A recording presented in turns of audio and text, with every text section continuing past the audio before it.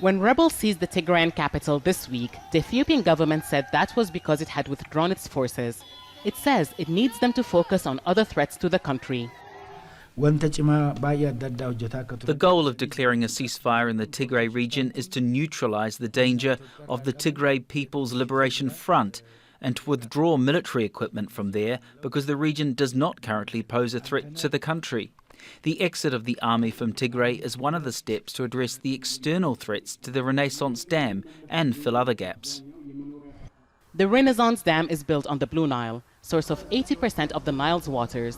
It's set to become Africa's largest hydroelectric dam upon completion. Ethiopia says it'll help lift millions of its people out of poverty, but talks to reach an agreement with downstream countries Sudan and Egypt over the dam's filling and operation have repeatedly failed. Joint military drills between Sudan and Egypt, dubbed the Guardians of the Nile, have raised concerns. Egypt is worried about the amount of water it will get when the dam is filled. And Sudan says it's concerned about the impact the dam will have on its own dams, especially one named Roseris, which lies 100 kilometers away from the GERD. Roseris Dam has the capacity of 7 billion cubic meters, and the Renaissance Dam has the capacity of 74 billion cubic meters.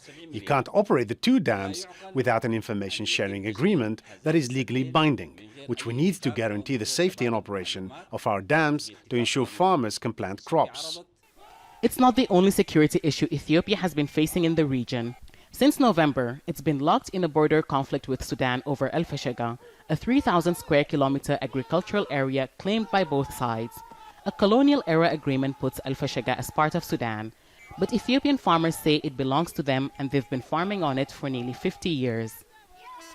Talks to end the border conflict between Sudan and Ethiopia have stalled since December. Sudan says it wants Ethiopia to abide by the 1902 boundaries and increase the number of markers along the border. Ethiopia says it wants Sudanese troops to withdraw from Al-Fashaga for any sorts of negotiations to resume, a condition rejected by Sudan.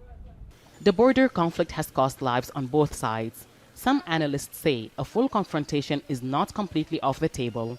With all of the tensions across the Sudan-Ethiopian border, these include the negotiations over the Grand Ethiopian Renaissance Dam, the conflict over Al-Fashaga farmland, as well as some tension over areas further south along the border. Sudan and Ethiopia have had a rocky set of relations in recent months.